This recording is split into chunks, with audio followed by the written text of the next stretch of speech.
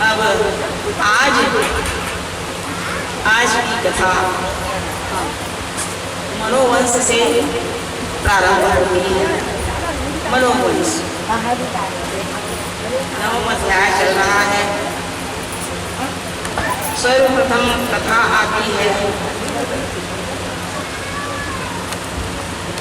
सर्वप्रथम मनुवंश की कथा आती है।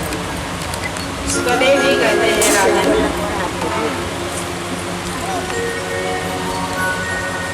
मनुवंश की कथा जो है प्रचुर मात्रा में सैकड़ों वर्षों में भी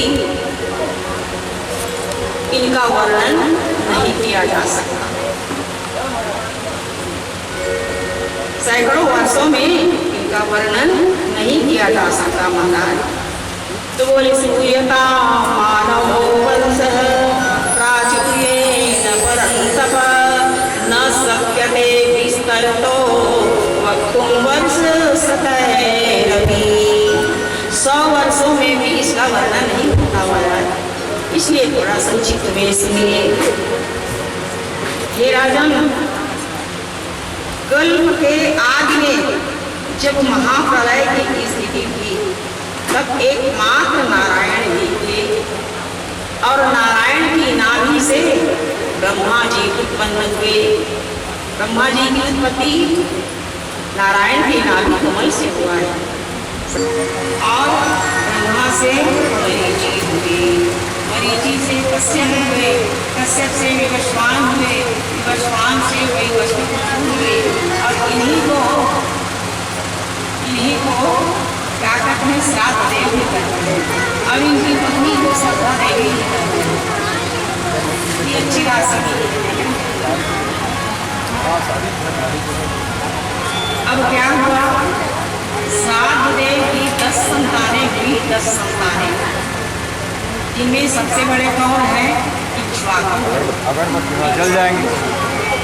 अब ये इक्ष्वाकु से ही सूर्यकुल का आरंभ किया, सूर्यकुल का आरंभ हो गया।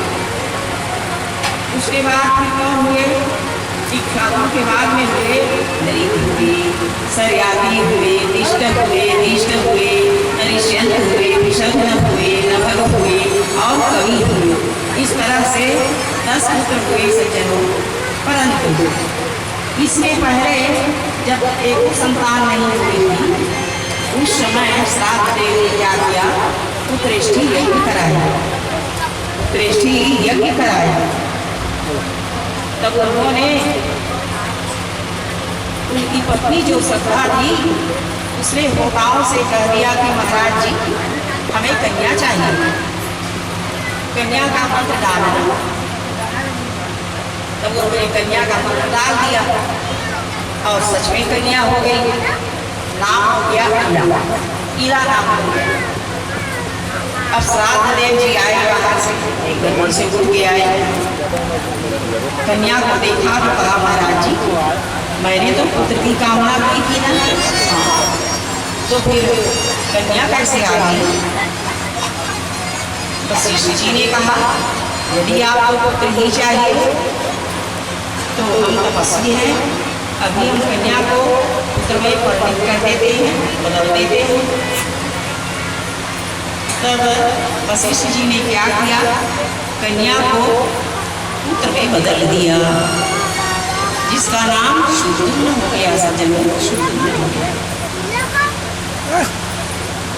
अब शुद्धुम्न जब बड़ा हुआ तब क्या किया, घोड़ा में सवार होकर के और बहुत से मंत्रियों के पास एक साथ होकर के वन में आखिर खेलने गए। आखिर खेलने गए तो जाते जाते जाते जाते कहाँ पहुँच गए, भगवान शिव जी के विहार स्थल में पहुँच गए। परिणाम क्या हुआ, सब के सब स्त्री हो गए, स्त्री बन गए। सज्जनों, सब के सब स्त्री बन गए। राजा भी स्त्री बन गई और घोड़ा भी घोड़ी बन गई।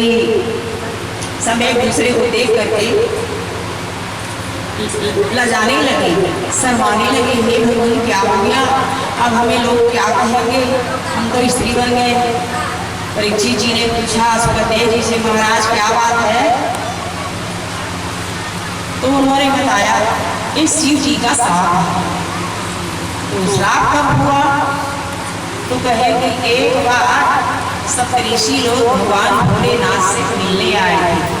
अब भोलेनाथ से तो सब दर्शन करते ही रहते हैं भाई, आते जाते ही रहते हैं, भगवान के पास तो सब आते हैं। उस समय में क्या हो रहा था, शिव और पार्वती जी के बीच चर्चा चल रही थी। दोनों भगवान की चर्चा कर रहे थे और उसी समय सप्तऋषियों का आगमन हुआ। तो हमारी पार्वती जी थोड़ा शर्माई और शर्मा के कहा, स्वामी सभी देवता धामी ऋषि मुनि पशु पक्षी सबके तो घर द्वार होते हैं महाराज, हमारे रहने के लिए तो एक झोपड़ी तक के नहीं है। लगता है कि हमारा जीवन ऐसी वृक्षों के नीचे ही बीतेगा क्या महाराज? भगवान भोलेनाथ ने कहा, देखो मैं श्राप दे देता हूँ, जहाँ कोई भी पुरुष नहीं आ पाएंगे, सब स्त्री बन जाएंगे। आएंगे तो स्त्री बन जाएंगे, एक तो आएंगे नहीं, अब आएंगे तो स्त्री बन जाया करेंगे। उसी दिन से राजा यह स्थान जो है श्रापित है।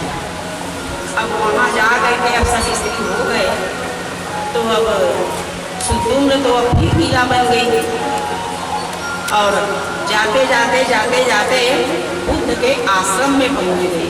बुद्ध यानी चंद्रमा का पुत्र बुद्ध है, वहाँ पहुंच गई और बुद्ध से विवाह भी हो गया। पूर्वा नाम का एक पुत्र भी हो गया। उसके बाद उसे अच्छा नहीं लगा, अपने गुरु वशिष्ठ से कहा, महाराज ये सब मेरे को अच्छा नहीं लग रहा है। पहले पुत्री हुई, उसके बाद गुरु जी के द्वारा मुझे पुत्र में परिणित किया गया। उसके बाद फिर आई हूँ इला खंड क्षेत्र में, तो यहाँ शिव जी का श्राप है, फिर स्त्री बन गई। अब विवाह भी हो गया मेरा, तो भी उसको चैन नहीं पड़ रही है महाराज। तब भोलेनाथ ने आशीर्वाद दिया कि ऐसा करो, तुम स्त्री भी बनते रहो पुरुष भी बनते रहो, तो बनते ही तो आ रहे हो ना।